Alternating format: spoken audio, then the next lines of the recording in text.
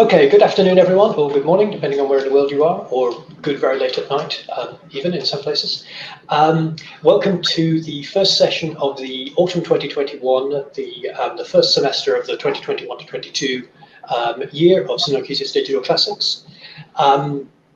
This semester is organised by myself and my colleague Monica Berti, who you see there on the top right, and also by Maria Vieras and Martina Astrid-Rodda, who are not with us here today, but will be later in the semester. This semester is largely focused on the philological side of digital classics. So we're going to be talking about two main strands, which is text encoding, so markup, the production of editions, and the ways in which we can enhance text by adding information, digital information to them. And the other stream is the more sort of digital linguistics side of things, where we're analysing text, sometimes at scale or sometimes in very fine detail, with linguistic features of one kind or another, whether that's simple word search or complex word search for that matter, or enhanced content. And there will be some sessions in this semester which sort of cross over both. So we've got a session on named entity recognition, which is a bit of text encoding and a bit of linguistics. But largely you'll be able to see both of these strands sort of weaving in and out of one another.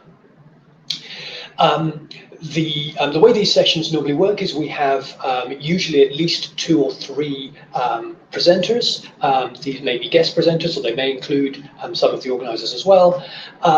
And we will, for the first hour, have some presentations on the topics we're talking about, which will be a mix of people speaking to camera as we are now, people speaking to slides, people giving live demos of either software or websites or similar, and there will be some time for discussion between all of us, and also for you watching on YouTube. So if you're watching on YouTube live, welcome, we're delighted to have you here. Please feel free to use the live chat feature where you'll see to the right of this video right now, and just tell us you're there, say hi, and at any point later in the video, please feel free to leave comments, ask questions, and we'll get to those, or we'll address those as we go forward. If you're not watching this live, if you're watching this anytime later in the future after October 7th, 2021. Welcome, we're also delighted to have you watching, but unfortunately you can't interact with us live because we haven't invented time travel yet. But we'll be really happy to get any contact from you in future as well. So I think that's the main thing I wanted to say about the semester as a whole. Today's session, which is on philological search tools, which is largely it's the kind of tools which have involved digital humanities in their creation, but you don't need to be a digital humanist to use them. So they're designed for classicists and other philologists to use. And so for this session, we're joined already now by Alek Keersmaekers and James Tauber, who you can see on the right-hand side of the screen there. They'll be speaking to you in a bit more, a bit larger in a few minutes. And we'll also be joined by Peter Heslin in a little while, but he had a conflict, so he won't be joining us until a little bit later in the session. Each of those 3 will be showing us a specific tool and search interface of one kind or another that we can use to study Greek and Latin, or in theory other ancient languages. So before we get to that, however, I'd like to hand over briefly to my colleague Monica in Leipzig, who will also talk a bit more about this semester and the context of this semester in Sunoikisis as a whole. Okay, Gabi, thank you very much, and welcome back to Sunoikis Digital Classics. So this is our first term of this academic year, as Gabi mentioned before, because in the last years we have been offering usually 3 programs in every academic year, and so this is the first program for the fall semester, or the winter semester, as you want to call it. We have different terms in different countries, and if in the chat you can find a link to our page in GitHub, where you have a link to the wiki with further links to our 3 programs. The first one is active, which is this term, and then we will have 2 other programs for the spring 2022, Sunoikis Digital Cultural Heritage, and then we have for the summer again Sunoikis Digital Classics. We will activate these links later in winter with the program, and also so this semester is focused on digital philology, let's say, and Gabby was describing the program before. Then we will have another program for the spring about cultural heritage, and then finally in the summer we will see how again to mix different topics about philology, cultural heritage, and other topics that can be interesting for our community. So, and now we are still open for suggestions, of course, because we are still working on the program of the spring and the summer. Another thing is that we have students. We can say that we have students in many different countries. Of course, we also have students in our 2 hosting and organizing institutions in London and in Leipzig. My students in Leipzig will join the program next week because officially the classes in Germany starts next week. For my students in Leipzig, you find information in GitHub, but also in Moodle, just to be sure that you can find everything. And in GitHub, in any case, you find links to these YouTube videos that are available also after each session. And the thing is that, for example, my semester is between this fall program, this autumn program, and the spring one. So you find everything in GitHub, and I think that that's it. So in GitHub you find everything. I think that's it. And if you have questions, of course, you can also write your questions in the chat. Please, for those who are following us, I see that there are people following us on YouTube. Please write your questions, comments in the chat. But I think that now so the floor is today for our guests and for Gabby. So I think that Gabby, now you can start with this session. Thank you, Monica. Yes, and as Monica saying, different semesters are running at different times. My students will be following the semester from now until week 9. Monica's students will start next week, but will run for a further 4 weeks beyond the end of my semester. And other people may be using this in different ways and asynchronously as well. So everybody is welcome. If you're not enrolled as a student somewhere, you're still, absolutely welcome to be following this either right now live or otherwise. And so please do ask questions, use the resources online, get in touch with us separately from the YouTube video as well. You can email either me or Monica or most other people, with questions and comments and suggestions, and we're very happy to be sharing these materials. So what I'd like to do as a sort of starting point this afternoon is give a brief overview, and here's just the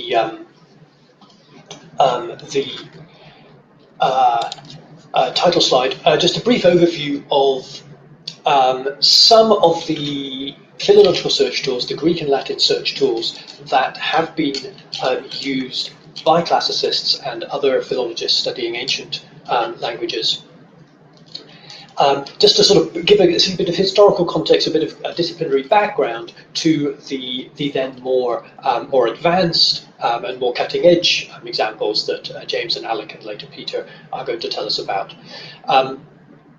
So for this, and these slides, by the way, if you want a PDF copy of these slides, they're on the program page that Monica linked earlier. And if you go to the tiny URL in the bottom right-hand corner of this first slide, you can get the Google Doc version of these slides. There's a presentation that you can watch, and you can look at a different speed if you like. But it's the PDF that will enable you to click on the links in the later slides.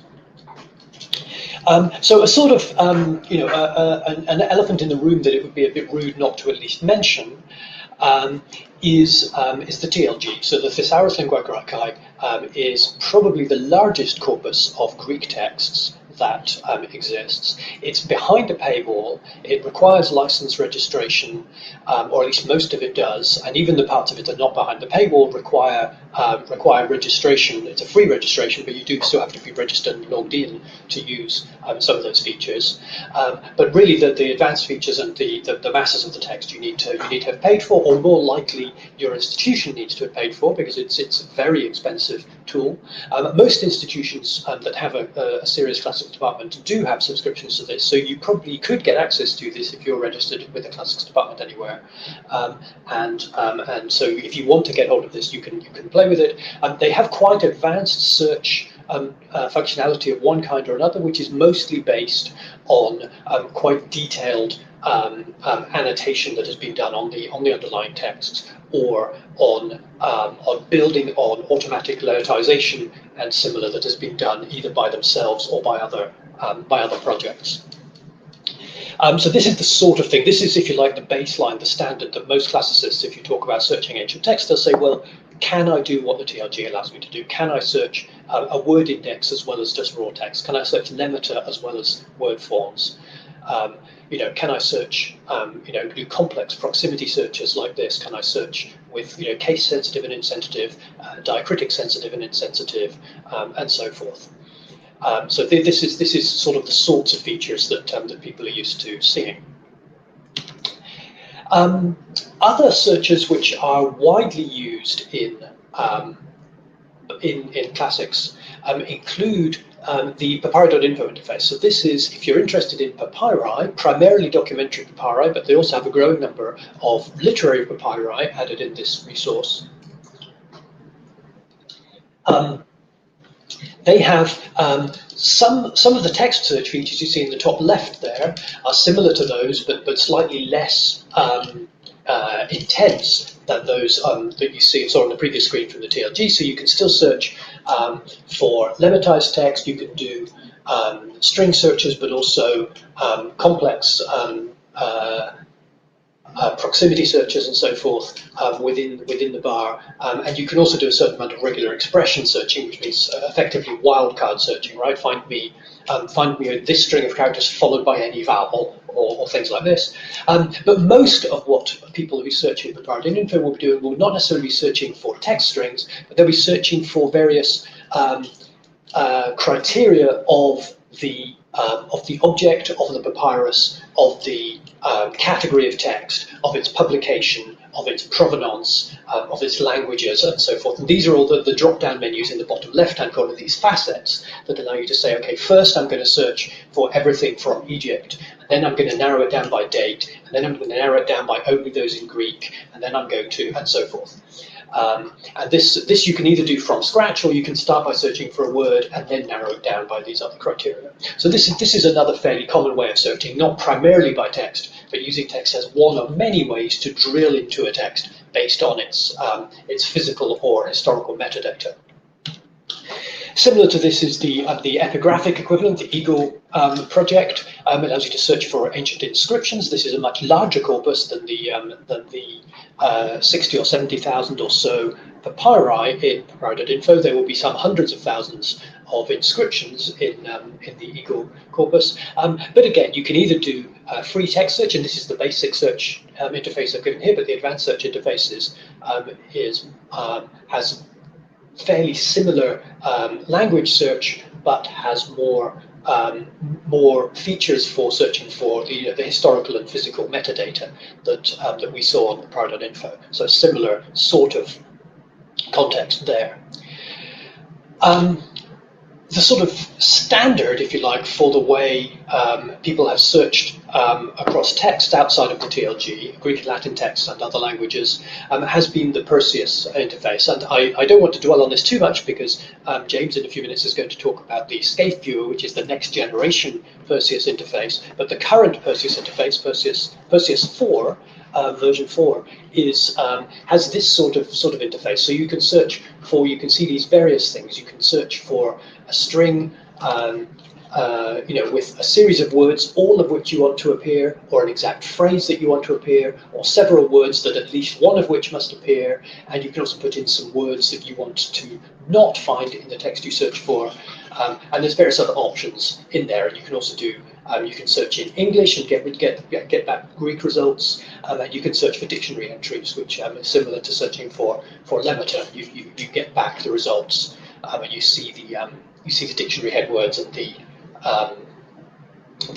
breakdown and so forth of those words in there. So this has much more detailed sort of linguistic searching, but it's quite a complex interface, and you have to decide which field you want to search into, and you can get quite different results depending on where you typed your search terms.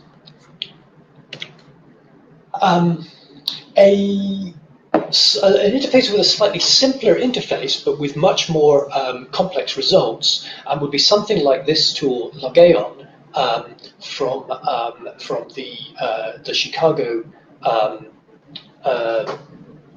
from the University of Chicago, which is built on Perseus data, but is based around linguistic search. So when you search for a term in here, you get back not primarily the instances of that word in a corpus, but rather you get back linguistic information about it. So you get back its dictionary entry, which includes translations, but also a few instances and other information about the term. And you also get information such as the frequency in this of this word across the corpus and across individual authors. You get things like collocations, what words occur most frequently close to this word, and things like this. So it gives you it's quite a useful way of searching for a word. It's quite a way of helping you to figure out the register of a word, or doing a sort of fairly basic sort of topic modeling. Sort of what category of word is this? Compare 2 or 3 different words for anger, for example, and see what sorts of collocations you get. Could give you a sense of what are the shades of difference in meaning between these different words. So this is quite a useful tool, built almost entirely, as I say, on the Perseus base corpus.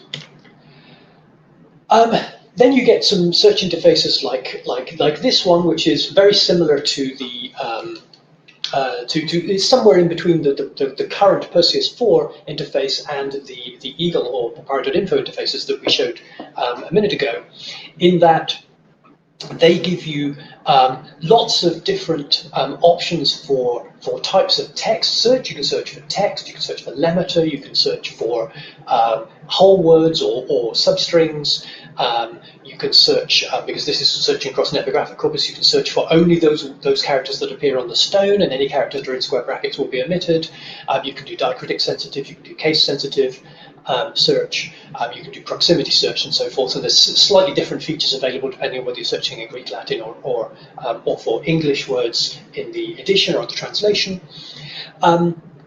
But this search is searching just across a single corpus. There's also a category search. You see, this is the text search. The category search is more like find me inscriptions that are on a particular kind of monument, or made of a particular material, or have certain text categories, and within certain date ranges, and this sort of thing. So you can combine these sorts of searches. So this is in some ways, and I say this with great love, this is in some way the worst of both worlds, right? It's a complex interface. And it's also, because it's on a fairly small corpus, it's quite a lot less powerful, and it's probably complete overkill for a corpus of somewhere under 2,000 texts. And I say that I feel I'm entitled to criticize this interface as harshly as possible, because I basically designed it. I didn't build the technology behind it, but I said I want it to do this, this, and this, and I made some silly decisions in making that decision. So this is kind of an example of a very complex but unnecessarily complex search interface. At the other extreme, this is the simplest search interface you can get, and we all use this every day. Anything you want to search for, you simply type it into that field and then press enter, and it will take you to some results. And it does all the complex work for you. You can do various things in that interface. As I think you probably know, you can put a string of characters in inverted commas, and that will search for a particular phrase, if you have several words in there, or if you have several words, one of which is in inverted commas, that word will be required and all the other words will be optional. And you can do various things. You can add a plus in there. You can add a couple of keywords, like you can say cite, so you want so you can able to find words and certain things. You can put in other kinds of ways to search for things, and it will sometimes interpret your results. You can type in a question, and it will attempt to answer that question rather than simply searching for the words in the question, and things like this. So it does all sorts of things from a single interface that you can either do complex searches in there, or you can just put in a few words and see what comes up, and it can be quite useful that way. It's also, of course, we know this particular smart search tool is very, very I don't want to say corrupt, but it is influenced by financial concerns. So it has sponsored searches, it posts adverts within your search results, which can mislead in terms of the thing. And it also decides that some sites are more important than others in ways that we have no idea how they've made that decision. I mean, some of it we know is financial, but other things, they've decided in ways that deliberately they've kept those ways obscure so that people can't game the system. So it can be a little bit misleading. It's not an open search. It's very much a black box. So we don't know how they got the results in there. And in fact, if you do the same search from two different machines, you may get different results. Or if you do the same search on 2 different days, you may get different results. So it can be a bit opaque for that reason. But nevertheless, it is quite powerful. And if you compare to all these specialized tools searching across individual corpora, we talked about the TRG corpus being huge and the Perseus corpus being pretty big as well, and some of these other corpora being a few tens or hundreds of thousands of texts. Google has billions of words out there, including probably pretty much all of Greek and Latin literature will be somewhere on the web. Right? Whether you find it or not is another question. But if you search in ancient Greek, typed in ancient Greek in here, you're likely to find ancient Greek texts and nothing else. Or occasionally you may find sites pages that cite quote those texts. But so you can do some of the sorts of searches that classicists want to do on Greek and Latin texts. You can do using Google, and it's worth thinking about what Google lets you do that other sites don't, and vice versa. And the last example I wanted to give, just as a slightly different kind of search, this is a very straightforward search. This is using the Google Books search tool. So this search is not across web pages, but across this corpus of scanned books that Google have. Again, many millions of books with billions and billions of words of text scanned. And they have this experimental tool. They've been calling it an experimental tool for 10 years now, but that just means they reserve the right to take it away sometime if they decide it's not making them any money. But they have this Engram Viewer, which enables you to search for either individual terms or strings of terms. And you can see their relative frequencies across time. So here I've searched for Homer and 2 different spellings of Virgil, and it shows me the relative frequency of those across time in the particular subset of world literature and publications that Google has scanned. So this is not an indication of anything, but it does show that both Homer and Virgil were mentioned a lot more between 1800 and 1840 than they have been most any time since. That Virgil spelt with an I has always been more common than Virgil spelt with a E, which appeared almost never before 1880 or so. It shows us certain things that we can make decisions about. And if you search with this using Greek or Latin words, the disadvantage of Latin is you may find that there's an English or other modern language word that just happens to be spelled the same, but is completely unrelated. But with ancient Greek, that's less likely to be a problem. You could get certain amounts of results from this, bearing in mind that it's searching in publications, not across curated corpora of ancient texts. So this is something that you're not doing this search on a curated corpus. You're not using a interface that's been designed specifically with philological features for ancient texts, but it's something that's been used for people primarily searching the web or searching modern publications. But it does give you a tool that can be used in some ways for this. So thinking about the different ways these tools work can be quite interesting. In the context of this fairly rushed overview, I think we might want to think about both some of these tools I've talked about, but also the tools we're about to hear about, and how they compare to each other, and also how they compare to things like Google, or if you prefer to search in something that isn't also tracking you and using you to make advertising money, DuckDuckGo or one of the other search tools. How do they compare with each other? What can you do with them that you can't do with the others? And as with anything, I'm not interested in saying one is better than the other, but they have different uses, and you use them in different circumstances. So let's keep that in the back of our minds. Let's talk to James, I think, in a second, and then Alek a little bit after, about the other kinds of tools, so these specific tools that they're going to talk about. So I'll hand over to James, who's going to talk to us about the Scaife Viewer. Okay, thank you very much, Gabby. Let me share my screen, and I will talk a little bit about the Scaife Viewer. Okay, you should all be able to see the homepage of Scaife, which is available at scaife.perseus.org. Now, as Gabby already mentioned, the Scaife Viewer is a new reading environment that was initially developed for sort of the next generation of the Perseus Digital Library. And what I'm going to be showing you here on this side at the moment is the Scaife Viewer on top of the Perseus Digital Library, as well as some additional texts and some wonderful stuff that's continuing to be added thanks to the Open Greek and Latin project as well. But I do want to start off by emphasizing that the Scaife Viewer is open source software that can be applied to other corpora as well. So even though everything I'm going to be showing now is specifically the Scaife Viewer on top of the Perseus Digital Library and Open Greek and Latin corpus, it's possible to build other sites with other corpora using the Scaife Viewer. So this particular corpus, the Perseus Digital Library and Open Greek and Latin, is currently just shy of 70 million words. I think when I spoke at Sunoikisis 2 years ago, it was less than 50 million. So we're continuing to expand. It's now 70 million words, of which about 31 million are Greek and almost 17 million are Latin, and the remaining words are in other languages, some of which are modern translations of that Greek and Latin. Not just in English, but French, and some French and German as well. There's some other texts as well in here in Persian, in Arabic, in Hebrew, Aramaic, and a bunch of other things as well. But I want to start off by I'm going to be really showing two things here. One is browsing the library, and one is doing a sort of free text search. And I'll show the current state of the tool and the kinds of things that you can do with it.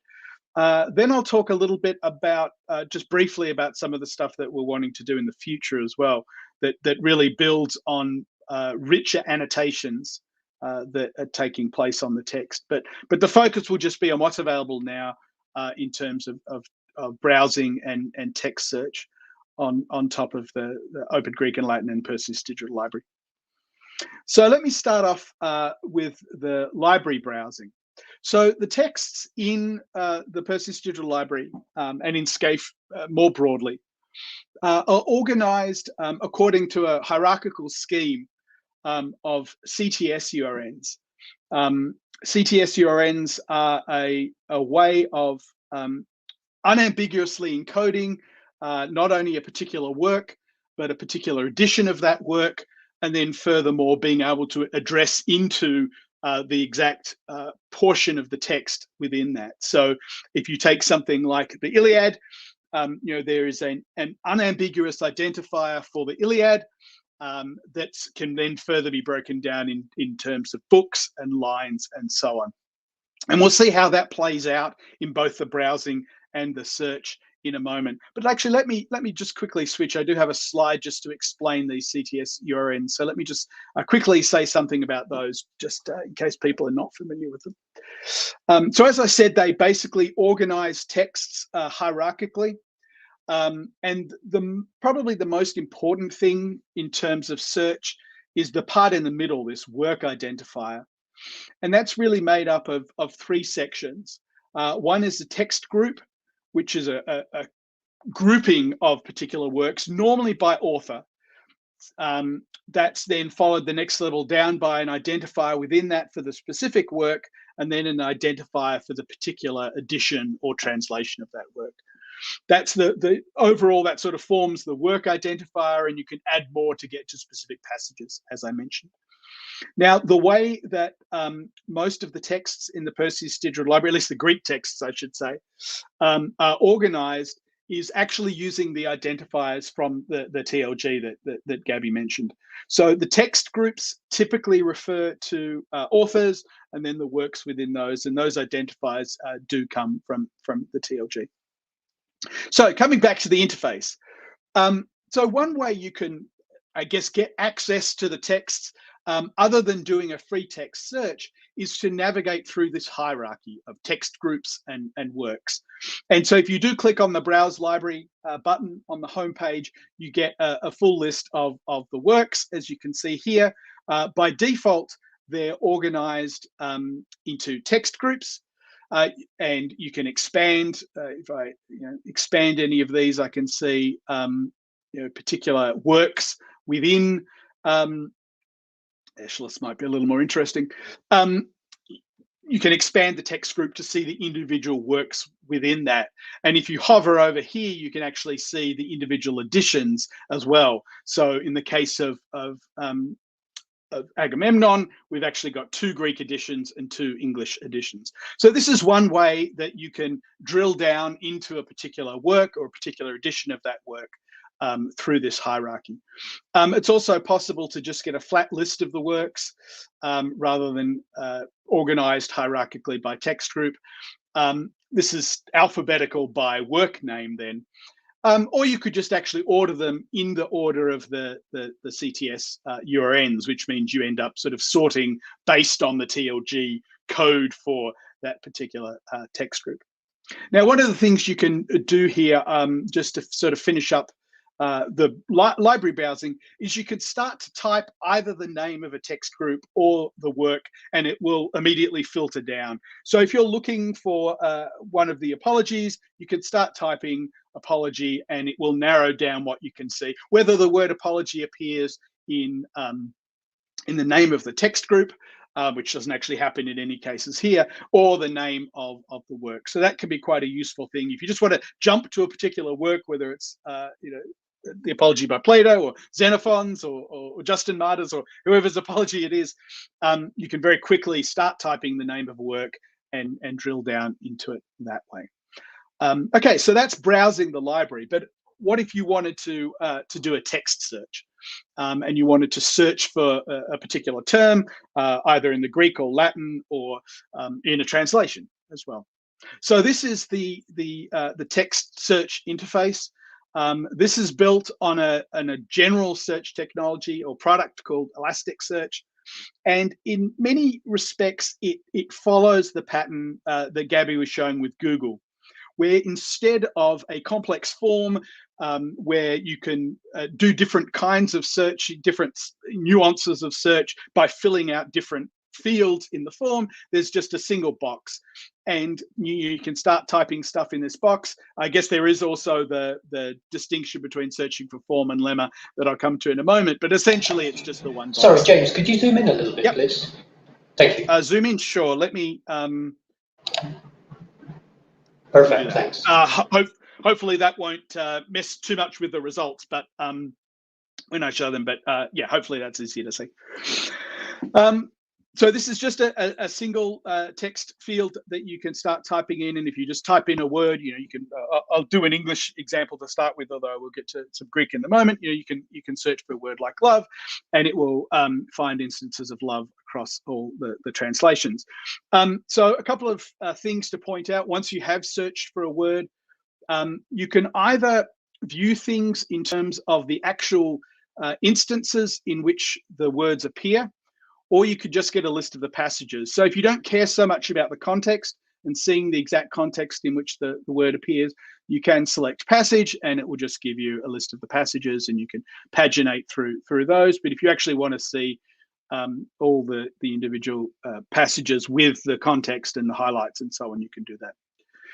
Now, in addition to sort of starting to show you all the 3,777 results for the word love, you can also filter down based on the text group. So if you're just interested in where Plato's translations mention love, you can just click on Plato, and it will narrow it down to the 188 times where love is mentioned in an English translation of Plato. And furthermore, you can see a drill down into the individual works. So if you're specifically interested in where it's used in the symposium, you can further drill down here. And as I said, you can always just look at the passages if you just sort of want a list of the passages, or you can look at the actual passages with the highlighting. I should mention, and this is where the sort of next level down in the CTS URN becomes important. What we're looking at here in terms of the results, the 38 results you see, are how many passages that it appears in. So depending on the granularity in which the text has been segmented, that will affect the way that the results are presented here. So in the case of Plato, it's using Stephanus numbers and so on. So in this case, it's 181 is the reference. And so here we're seeing all the cases where love is mentioned in 181 or in 201 and so on. Now I can click through to this. I'll come back to this form in a moment to explain some of the richer things you can do. But just to show sort of the next step, once you find a passage that you want to look at more, you can click in one of the results and it will take you to that specific passage, and the word that you searched for will be highlighted. But it will also give you here under the text search widget on the left-hand side, will actually give you a listing of the other hits in this work. So if you do want to navigate to the other places where the word was found in the symposium, you can do that. You can also actually kick off further searches within this work right from here. And this works exactly the same way as the text search button that we started with. Okay, but let me show you a couple more advanced things that you can do with this box. And this sort of follows along the lines of some of the things that Gabby was talking about that you can do with Google. So if you're interested in searching not just for one particular word, but multiple words, so say you're interested in looking at love and wine, say, if you just search for love and wine, this will try to find places where love and wine are both mentioned in the same text part, in the same passage with a specific identifier. It won't care particularly whether those words are close to one another, adjacent to one another, far apart, as long as they're mentioned in the same passage. You can use a pipe to indicate essentially an or operation. So if rather than love and wine, you just sort of want love or wine, then you can use this pipe character. So now we're getting all the hits that include either the word love or the word wine. If you want to negate something, so say we've got love, wine, say we want to exclude food being mentioned as well. You can put a minus, much like Google, and I think that will give us fewer results. So yeah, we've got 302 results here. If we don't exclude food, we get 338. So there are cases where both wine and food are mentioned, love, wine, and food are mentioned, and you can remove the ones that mention food. So another thing you could do is add a certain amount of fuzziness to the search that you want to do. And there's two ways in which that works. One has to do with how fuzzy you want the exact spelling of the word to be, and one is how fuzzy you want a phrase to be that includes multiple words. Imagine that we had put quotation marks around this phrase. If you do that, then it will explicitly look for the word love and the word wine adjacent to one another. So you can see in this case, we only get 2 hits. We get a case in Herodotus and in Ovid as well, where in this case, it's actually across a sentence, right? But there's the token love is followed by the word wine. And you can see instantly here that there's a little bit of case folding going on as well. And when we get to Greek, we'll see that there's some accent folding too. What I mean by that is it's not taking into account the case. It's treating wine with a lowercase w that's the same as wine with an uppercase w. That's called case folding, and that's the way that this search works. Now imagine that we wanted to search for love and wine close to one another, but not necessarily adjacent to one another. So what we can add to this quoted phrase is a tilde followed by a number. And that's described here as slop. After a phrase signifies the slop amount. So if I do love and wine in quotation marks tilde 2, what that means is it's going to search for love and wine, not necessarily adjacent to one another, but at least within 2 words apart. So it's going to allow, I think it's going to allow for up to 2 words in between love and wine for the hit to come up. Taking a little longer than normal. Actually, a lot longer than normal. I may have to stop this if something's gone wrong. Let me try with just one.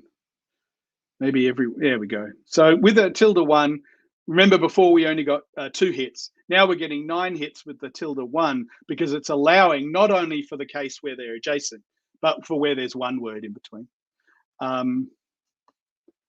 And 2 would allow 2 words in between 3 words and so on. So that's this slop amount. The other thing you can do is just put the tilde number on an individual word, and that allows you to search for sort of fuzzy spelling. And that's particularly helpful in dealing with inflection, where you want to search for a particular word and don't want to specify the exact inflected form.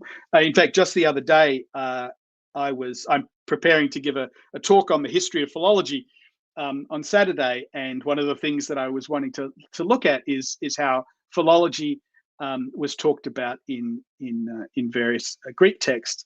And so, I was able to search for philology, but I want a certain amount of fuzziness around philologia because of the inflected ending. So with this tilde number on an individual word, you can actually search for slight variations in the spelling, if you like, effectively enabling you to find different forms, not necessarily just different inflections. Obviously, you're going to get different derivations, really anything that looks a lot like philologia, but with just a couple of words, a couple of letters different.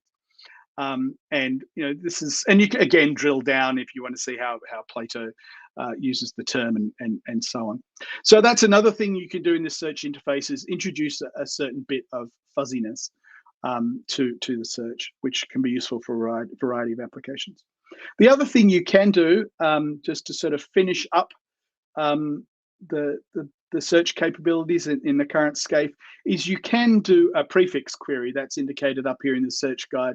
You can add an asterisk at the end signifying a prefix query. So if you just want to search for something that starts with philolog and then something else, you can do the search that way, and this will match any word that doesn't necessarily start. Here we're actually getting in an English translation this word that's been quoted, but you can see the other places if I drill down into. Oh, we're still. Am I still filtering on Plato? I can look at Plutarch talking about. He talked about it a lot. You can see that we're matching with different endings here because we've used this prefix searching. And as I mentioned, touched on briefly, accents are ignored as well. There's accent folding in the search. Now, the other thing you can do, which isn't always completely accurate for reasons I'll get to in a moment, is you can specifically do a lemma search, which is only applicable for Greek. In other words, search for the specific dictionary form, head word, which is another way of addressing the issue of different inflected forms. Now, it needs to be explained, so I could, do this and search for Philological with a lemma search. This will only work for Greek, and the reason it will only work for Greek is because that's the only part of the corpus that we have lemmatized. In other words, gone through and actually assigned the dictionary head word to each surface form of the text. Now, that was done automatically by Giuseppe Celano a number of years ago. That's what we're using for the Greek lemmatization. And certainly my hope moving forward is that we can incorporate more recent, not only automated lemmatizations, but also curated sort of gold standard lemmatizations coming from tree banks and so on as well. But you can see this enables you to find instances of Philological that are inflected, if they've been correctly lemmatized as Philological. Okay, so that's sort of the current state of the search available in Scaife. I just want to touch on two different areas of sort of the future. One is much more rich, faceted searching. So we have the library browsing at the moment, where you can sort of navigate down by author and work. We have this free text search. But what we want to do, and we're doing some work with Brill at the moment on this for some of their scholarly editions, but being an open source project, the work that we're doing for Brill will be available in all instances of Scaife as well, is much richer faceted searching, where you can do a combination of searching for particular words in a text, but also filtered by particular metadata on the work. So if you're interested just in how a particular word is used in a text from a particular century or a particular genre, you'll be able to do that. So that's one avenue that we're pursuing.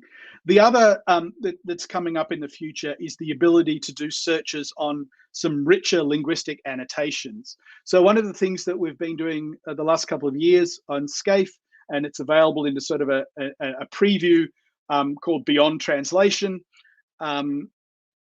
that's currently being funded by Tufts, and prior to that the NEH, is bringing in richer annotations, morphological analysis and lemmatization, translation alignment, tree banks, and so on. So you can see here in the Beyond Translation site, we have an interlinear version of the Iliad that's been lemmatized, that's been part of speech tagged with morphological information. At the moment, there's no way of searching for that, but we want there to be a way of searching for a specific morphology in the text.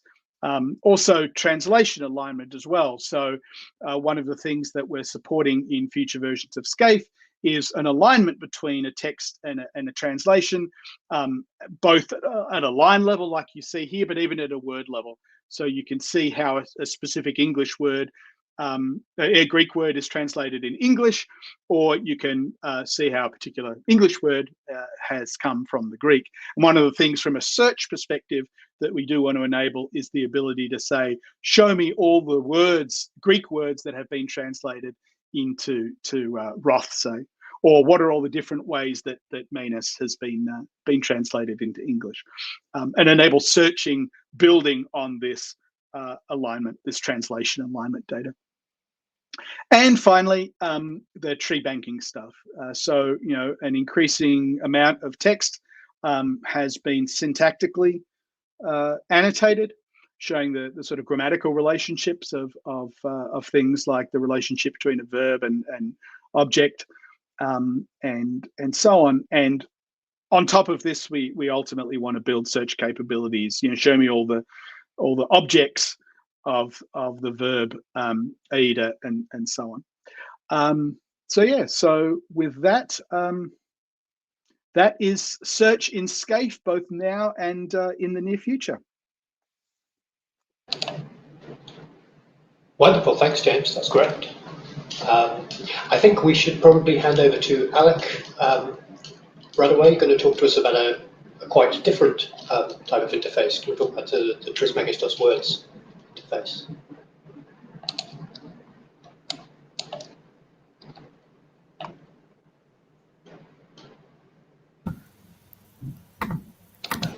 Yes. Okay, you can see that, I think.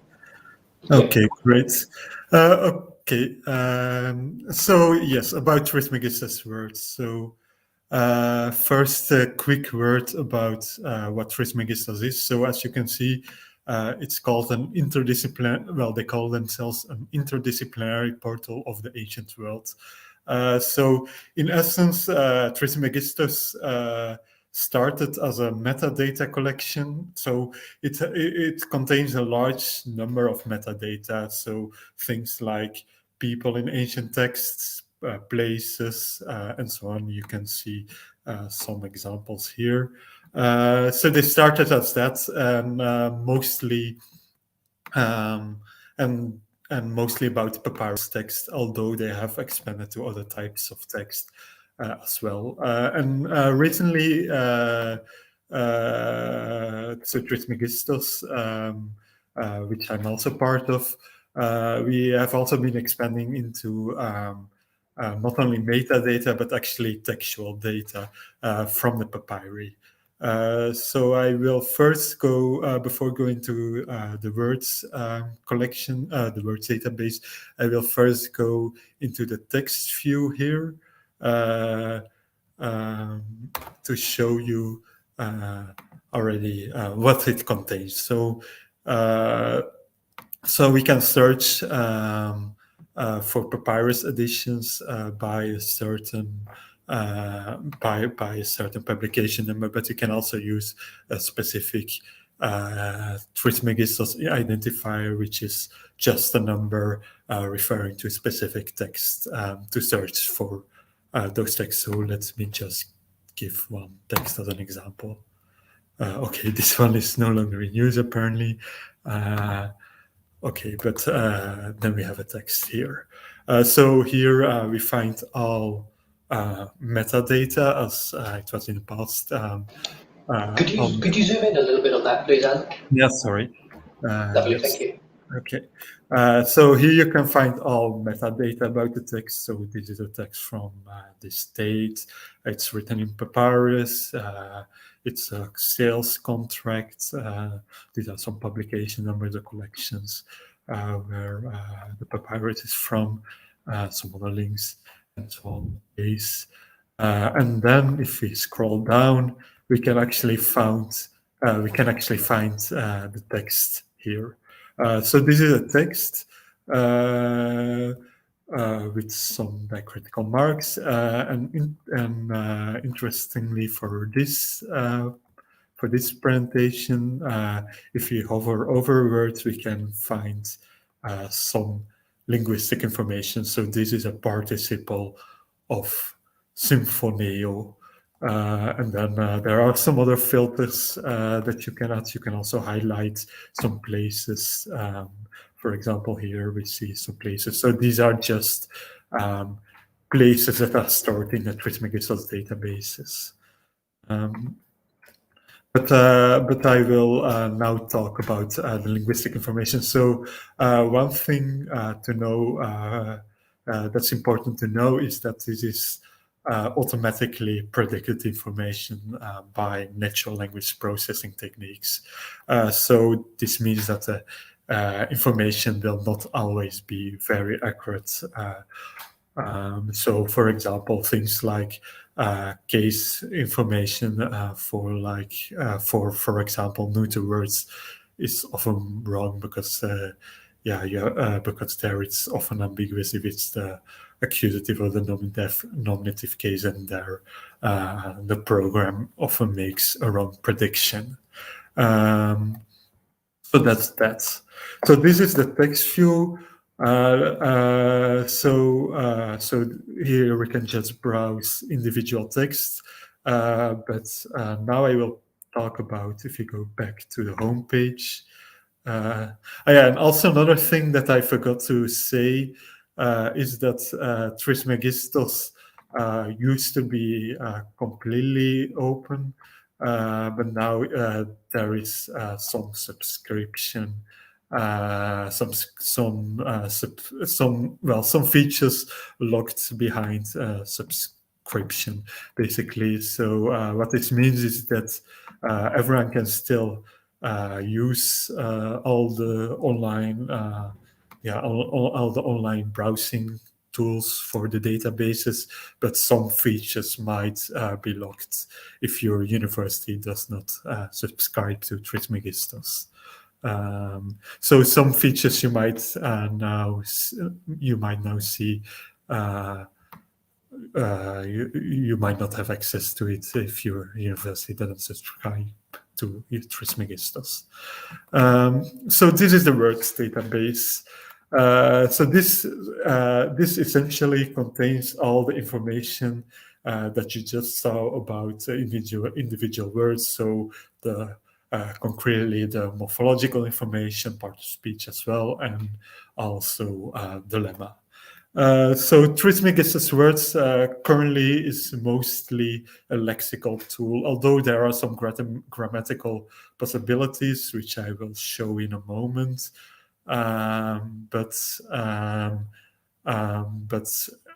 If you're a hardcore corpus linguist, it will sometimes be difficult to use it for your research.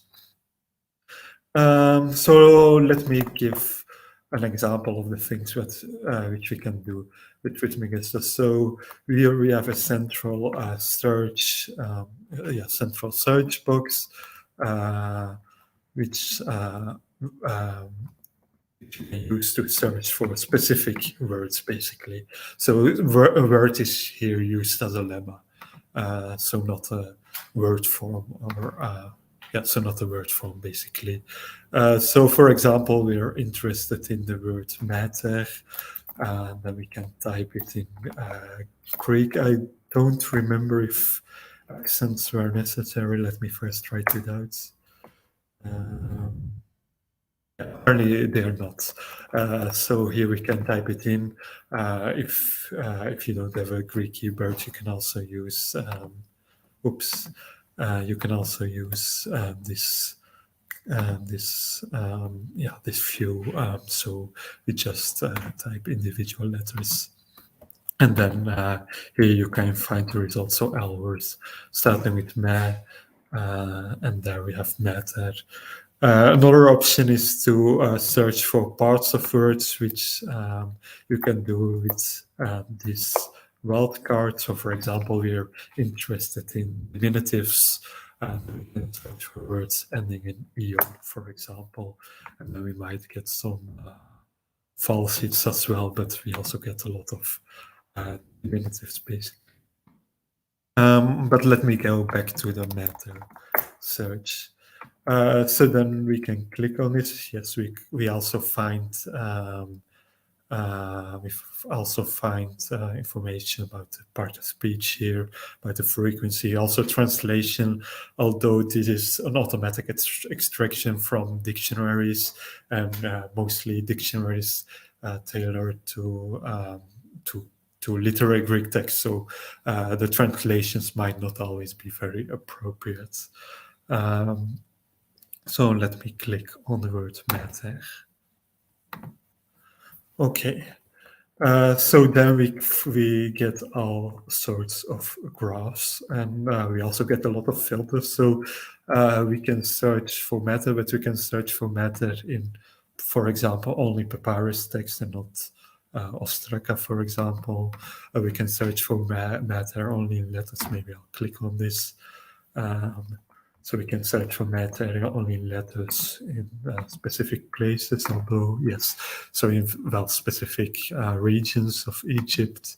And then we can also search for some text critical criteria. And then we also have, and then we get these nice graphs showing the distribution of cases here. All morphological attributes, basically. So here is case, here is number, and actually we can use these graphs to further narrow down our searches. So, for example, if we click on genitive, we only get attestations of matter in the genitive case. Here you can find a graph that shows a chronological overview of how much, well, in which when matter is, or any other word, of course, is attested.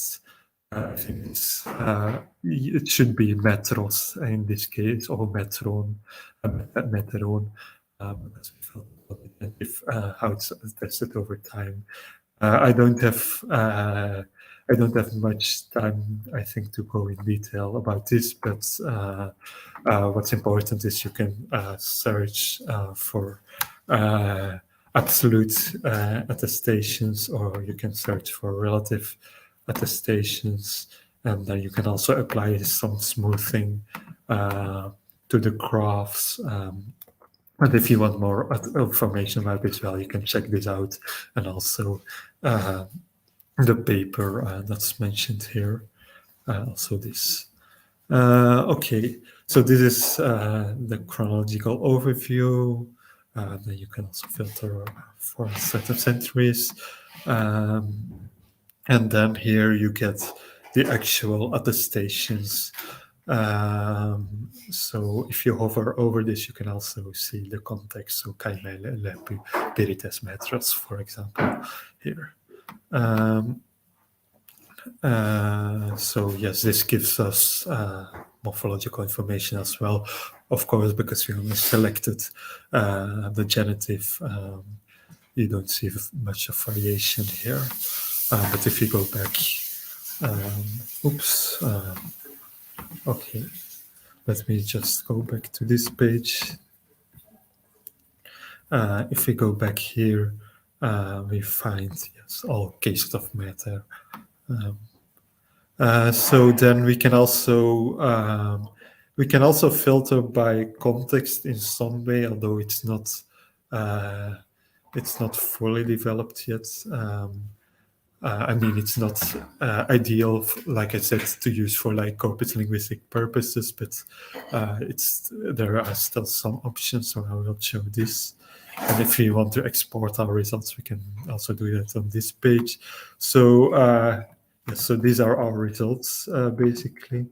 And then if we click here, we can search for context, which means basically preceding or following part of speech. So for example, if you want to search for matter preceded by a preposition, we click here. Yes, sorry, I chose a lemma that's quite often attested, so this takes a number of seconds.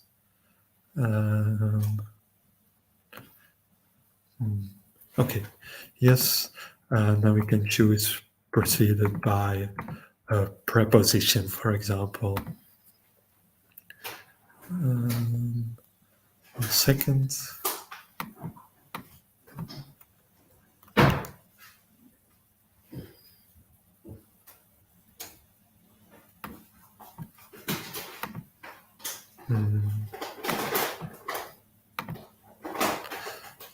Oops, okay, this one's okay. Let me just go back to, I will just limit it to the genitive, but it will take less time. So let me go back, sorry.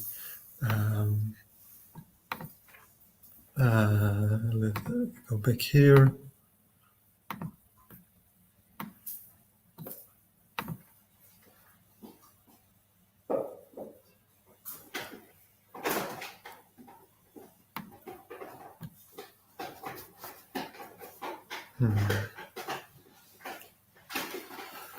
Okay, the site is not very fast right now. Maybe I will just take a less attested lemma, for example. Nux shouldn't be that frequent, I think. Yes, so this is better. So this is faster. Let me go here now. Let me try again with this one. So nux preceded by preposition.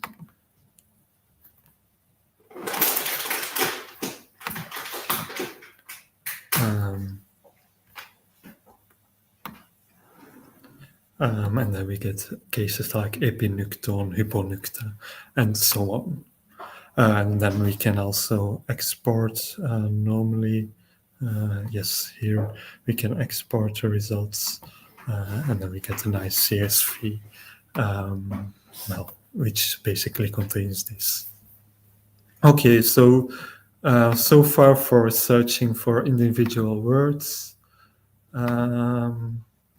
Let me now just briefly also show how to search for more grammatical things. So that's here. So here you get an overview of all the part of speech and morphology combinations basically that are in the database. Some of them you can't use at the moment because there's so many attestations, for example. I don't know, prepositions, for example, because there's so many attestations, so this would be too demanding on the database. But for example, let me give an example. For example, the perfect infinitive. So what? So we are interested in perfect infinitives. How can we find them? We can just choose one of those options. So we can either do the perfect infinitive middle or the perfect infinitive active. We can click on this, and then we find here all active perfect infinitives, basically in the same way as the words, as the individual words. And if we want all perfect infinitives and not just active infinitives, we can click undo here. Although again, be careful because here it's fine. Perfect infinitive is not that frequent, but if you remove too many criteria, it might take too long. So then basically we get all perfect infinitives in the Papyri here. And then we can click here, although it will take a number of seconds as well. But okay, this was quite fast. So here we can again get an overview of how much the perfect infinitive was used over time. Which can reveal some interesting linguistic trends. So I think this was everything I had to say about Trismegistos words. So I will now give the floor back to Gabby.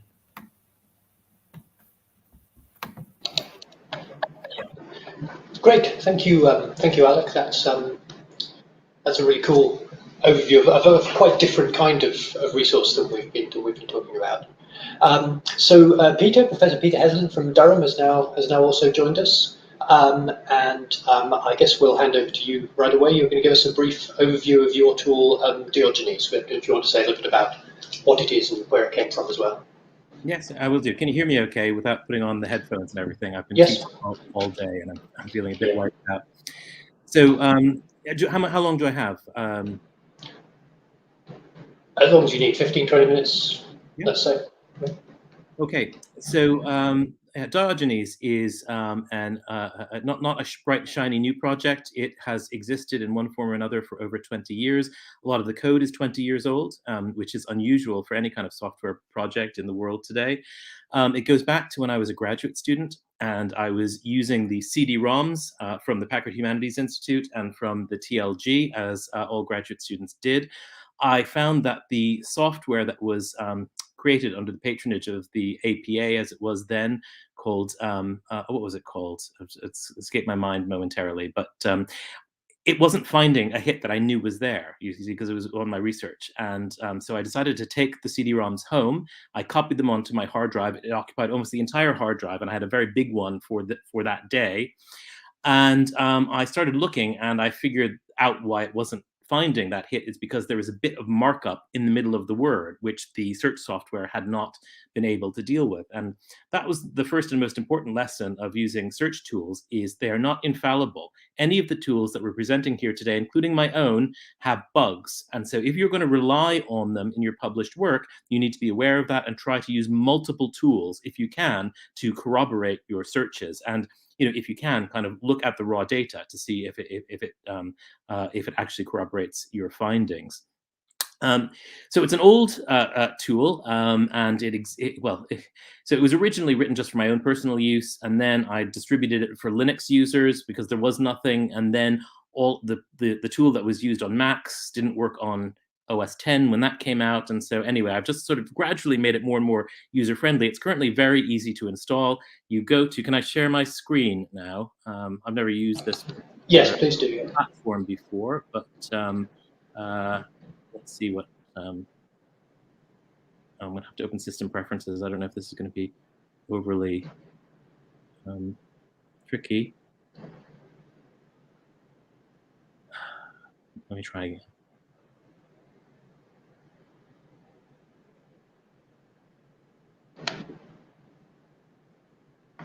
Simplest option is usually just to share whole screen. Yeah, it's grayed out for some reason. I think it's a permissions issue. It may need permissions from your browser, yeah. Yeah.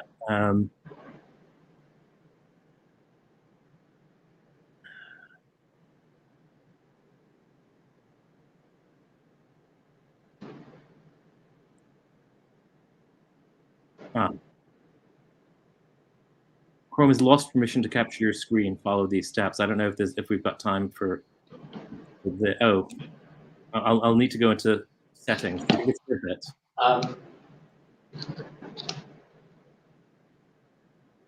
Yes, it's been so long ago since I've done this, I can't remember the details. But privacy.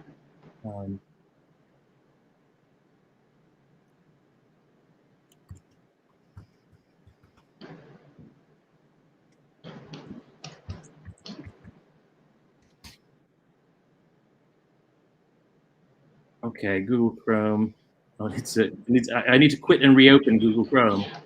Yeah, okay. You'll disappear and go back. That's fine. We'll talk amongst ourselves.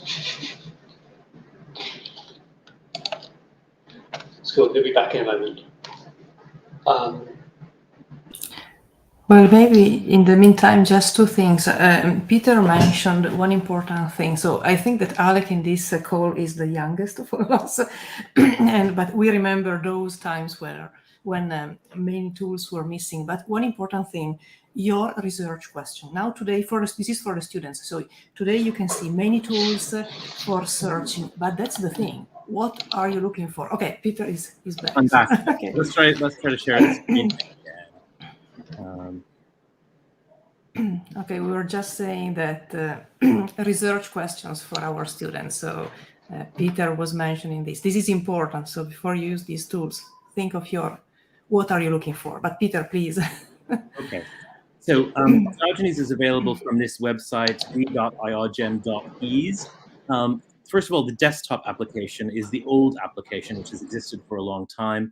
You can download it here. What you can't download are the databases themselves. That is because those are of unclear copyright status. I believe that legally, ethically, and morally, in the EU and UK, they are free from any copyright that once obtained, because the statute has expired. But I don't want to be the one to test that in a court of law, so I don't distribute them myself. You have to find them from a friend, or from BitTorrent, or from somewhere like that. So I'm sure someone in this virtual room will have a copy and will be willing to share them with you, as they've been shared from hand to hand for the past 20 years. So anything else, the software itself, you can get from this website. Let me go and open up Diogenes and show you how it works. I'm not going to go through the features in detail, showing them to you. I'll just sort of enumerate them more. So read a text.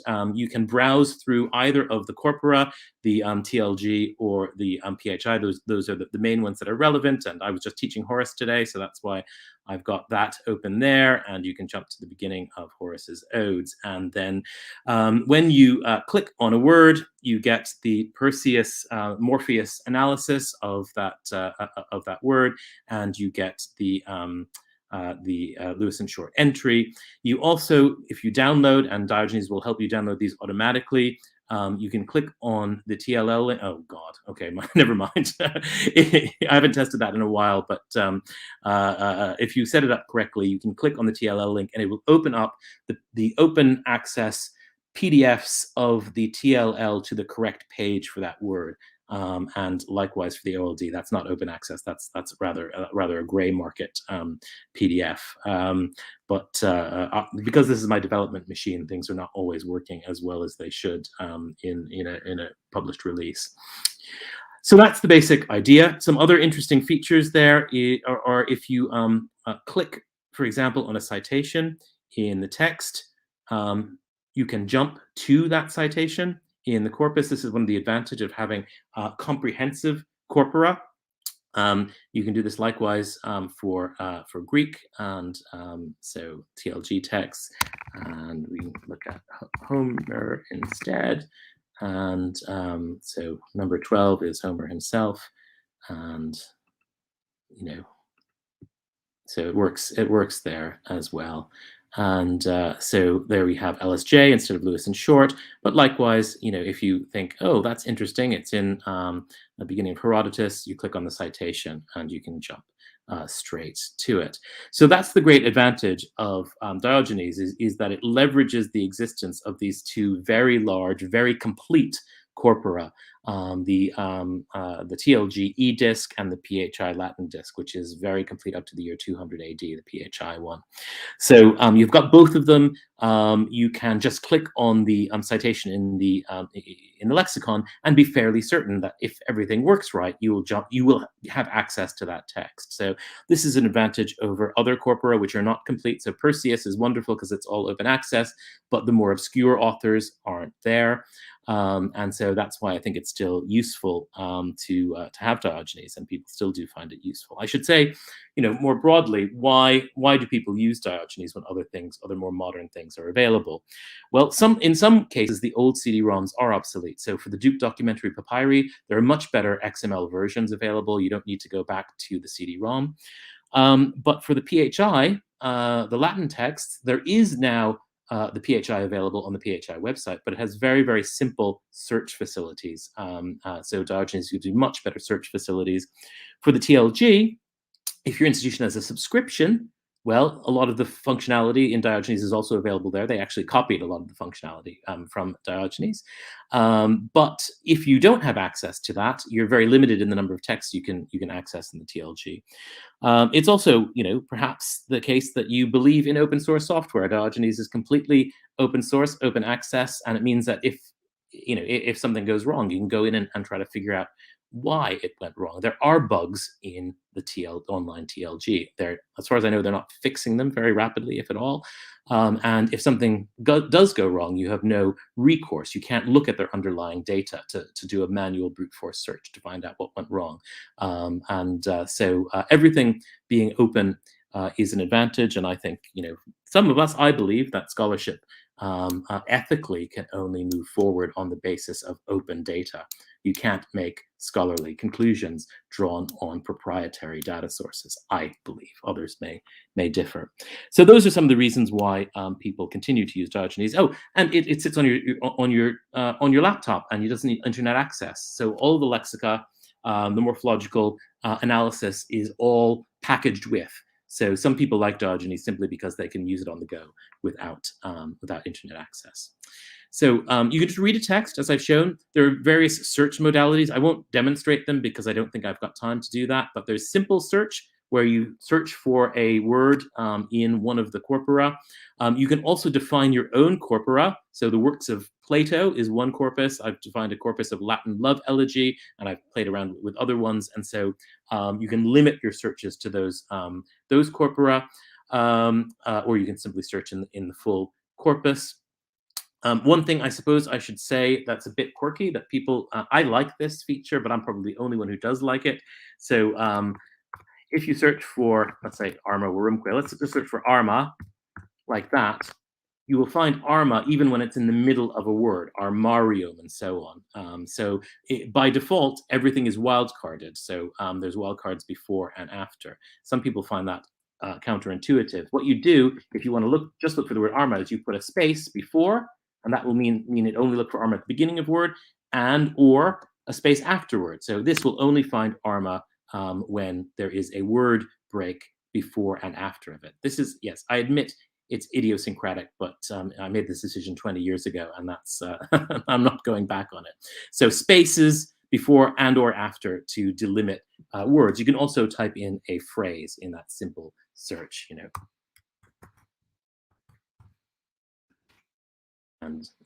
that will find that phrase. Likewise for Greek. I suppose something I should say about the Greek is input. So if we look here, if you hover over a note on Greek input, there's an explanation there that there are two modes of Greek input: strict and loose. In loose mode, you leave out accents and capitalization, and it will do a search which is independent of accents and capitalization. So case insensitive, accent insensitive. Or if you enter any capital letters and or any accents, it will do it in strict mode, and it will only search for the exact accentuation and capitalization that you entered. So that's a little thing about Greek. My laptop is starting to, the fan is started up. Is that interfering with you being able to hear me? No, we can't hear that. It's fine. Okay, that's fine, because I can always put my headphones on if that becomes a problem.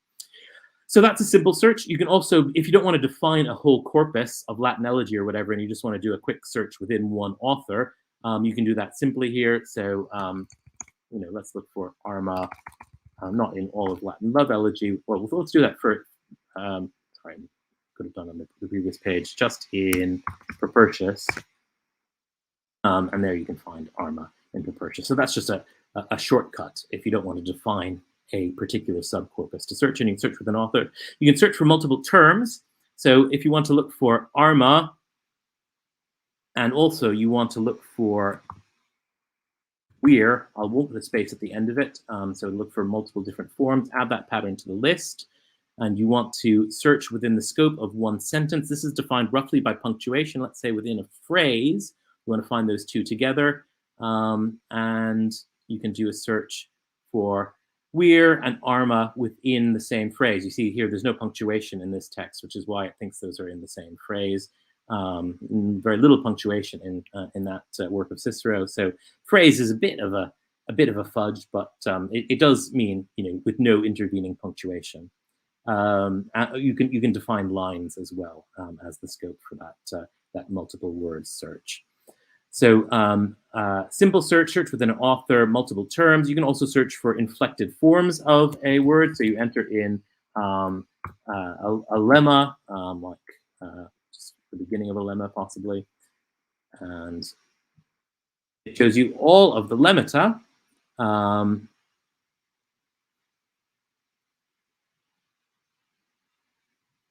And then shows you the inflected forms. You can choose which inflected forms you want to look for. I mean, it includes quae forms, which is maybe not optimal. You can select all visible forms, and then you can search for all of those inflected forms, or deselect ones that you don't want to search for. So that's inflected forms. The TLG word list was put together in the days when computers were very, very slow, and it was very time consuming to search through the entire TLG. That's not the case anymore. The capability is still there in case anyone wants to use the TLG word list to do a search, but I don't think anyone's got a computer that slow anymore. Lookup, you can look up a word in the lexicon directly, and there you get the Lewis and Short entry, or you can search for an inflected form, and it will jump straight to the inflected form after realizing that that's the correct one. So that's lookup. Filter, this is where you define a subset of text to search within.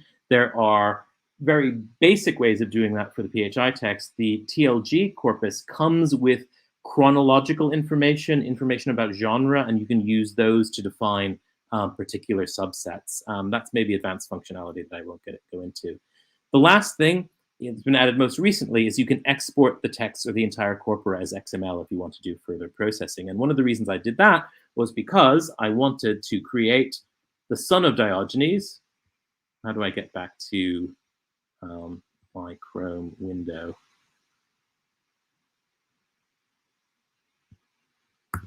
There we go. And that is Diogenes Web, which is a version of Diogenes that runs on your web browser. This doesn't require any downloads. This is optimized for use on a handheld device, on a phone or a tablet. It only shows by default open access corpora. So it uses this, it gives you the same kind of interface to the Perseus corpora and to other corpora, but on your Dropbox. So if you export the PHI and TLG CD-ROMs to XML and upload it to Dropbox, you can access those on your mobile device. And so if we want to read Tibullus, this is the PHI version of Tibullus, not the Perseus version. And this interface, as I say, is optimized for a tablet, and you've got exactly the same interface as in the Diogenes desktop app, but on your phone or your browser. It is admittedly a little bit tricky to go through that whole process of converting the CD-ROM text to XML and then uploading them to your Dropbox. But for someone like me, it's worth it. One thing I will say about Diogenes Web is it's a work in progress. It doesn't have any search functionality yet. So for search, you need to install the desktop application. And I suppose I should stop there. So I will stop sharing my screen. And that's me.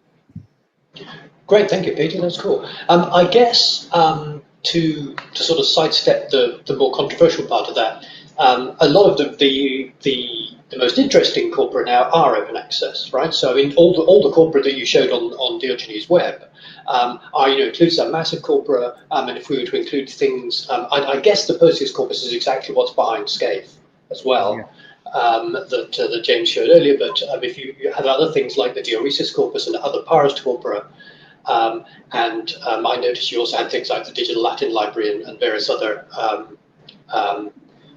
corpora that are out there. There comes a point, I think, where it's more interesting to look at, the current Perseus corpus than it is the last CD-ROM version of the TLG or something.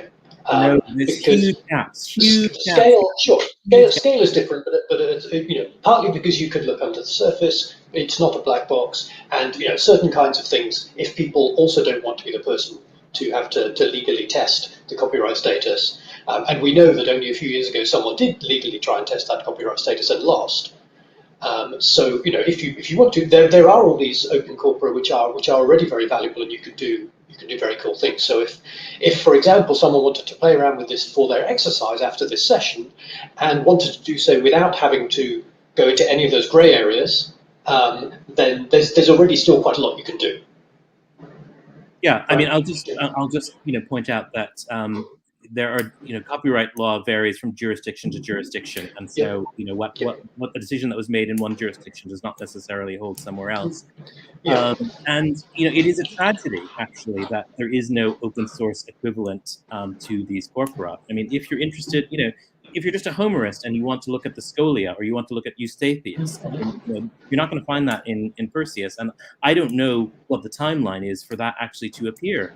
And also, more obscure writers, even if they're relatively small in scale, they're very important for linguistic. A lot of the early Latin writers are very, very fragmentary, and not a lot of those are going to be in the open access corpora. And I think as a discipline, we have failed miserably. All of us have failed to ensure that we have the open access corpora that we need. And I think classicists are frankly deluding themselves in thinking that we are actually making progress, because, I mean, there is progress in small areas, but, I don't see a roadmap to have a good replacement, even for the PHI corpus, which is quite small. I'm sorry, I don't share your optimism, Gabby. I'm a really grumpy old man at this stage. I thought things would be good by now when I was in graduate school. Sure. Worse. It depends also what you want to do. I mean, I don't really want to divert this discussion to only be about this, but it depends what you want to do, right? I mean, there's, one kind of search on Greek or Latin requires you to have a corpus with as much as possible in it because you want to find every single instance.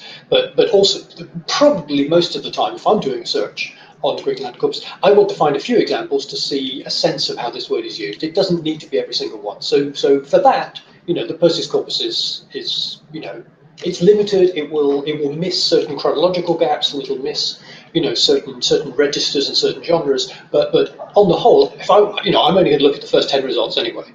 Right, it's the difference between do I care about the 1.5 million results Google finds, or am I only looking at page 1 or 2? I think this is an interesting distinction. So I'm a literary critic. I'm not a corpus linguist, and so my use case is a bit different. I remember when Helma Dieck first got in touch with me, and this is in the early days of Diogenes, and she said, I tried to search for the word kai in Greek, and my computer crashed. And I said, why would anyone in their right mind want to look for all of the instances of kai? But of course, she's a linguist. That's important to her. I'm a literary critic, so I'm actually interested in unusual conjunctions of two words. And I want to know specifically the two places in all of Greek literature that these two words are used together. And that's a very different kind of use case, which is why she developed Logeion, which is much better adapted to asking those big linguistic questions. And she uses the Perseus corpus, which is probably good enough for her purposes. But for a literary critic, where people are looking at kind of odd usages, you need something more comprehensive. Yeah, no, absolutely.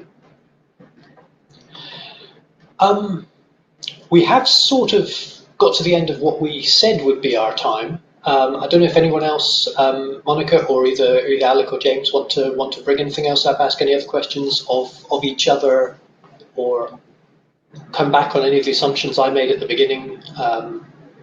I made what I fully, just for Peter's benefit, I made what I fully expect to be a false distinction between digital tools that classicists can and want to use, which we're largely talking about today, and digital tools that you kind of have to be a digital humanist to know how to use, which will be covered in a sort of corpus, digital computational linguistics session later. And I'm not sure whether we really can talk about that distinction, but does anyone else want to bring anything else up?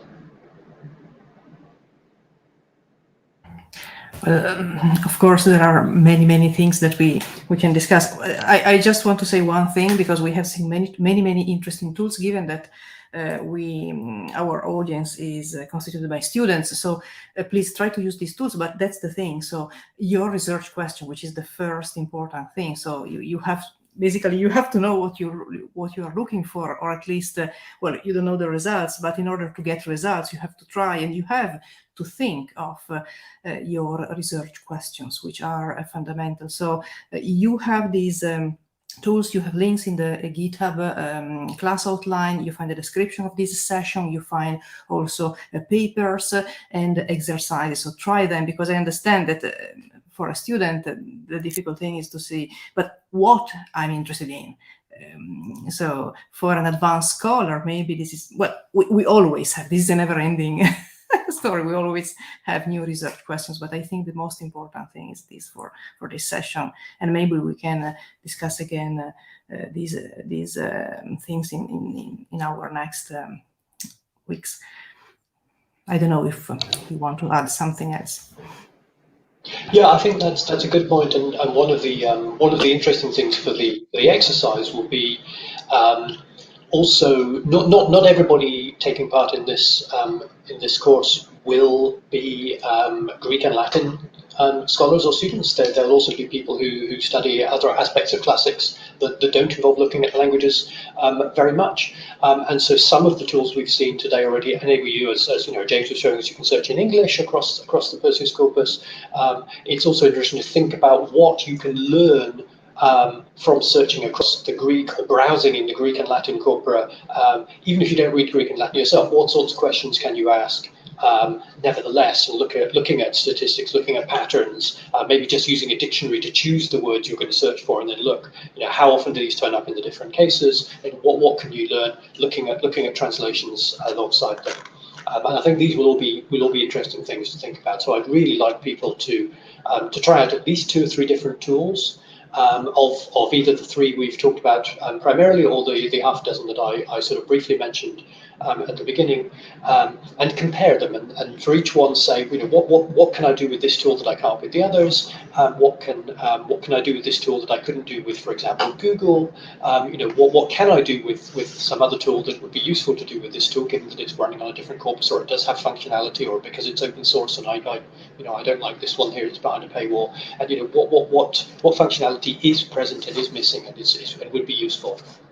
So I think just really thinking critically about these tools, and particularly think about Peter's point that these tools are all buggy, and sometimes they're, we will, people will be explicit, they'll say these are the limitations of this tool, but sometimes you have to discover that for yourself.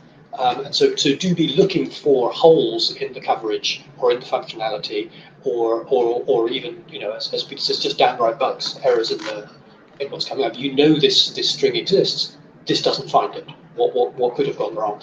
I think all of those things, we're thinking here not just, we're classicists wanting tools to help us do philology, but we're, for the purposes of digital classics, Sunoikisis's digital classics, we're thinking critically about the digital methods themselves. So what are these issues in there? And thinking about the issues of the importance of open source, the importance of open access.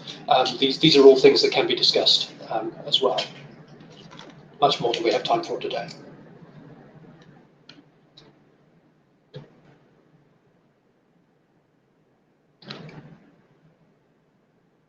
If nobody else has anything immediately to add, we might let people go.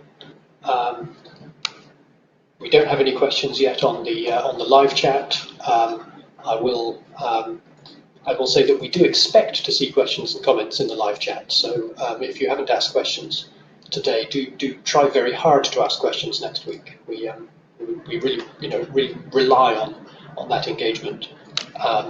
But in the meantime, thank you again to James and Alek and Peter, and see you all next week. Next week will be the introduction, the first of several sessions on text encoding and digital editing. So we'll be having an introduction to Epidoc next week with myself and Paulina Gobdanova from Helsinki.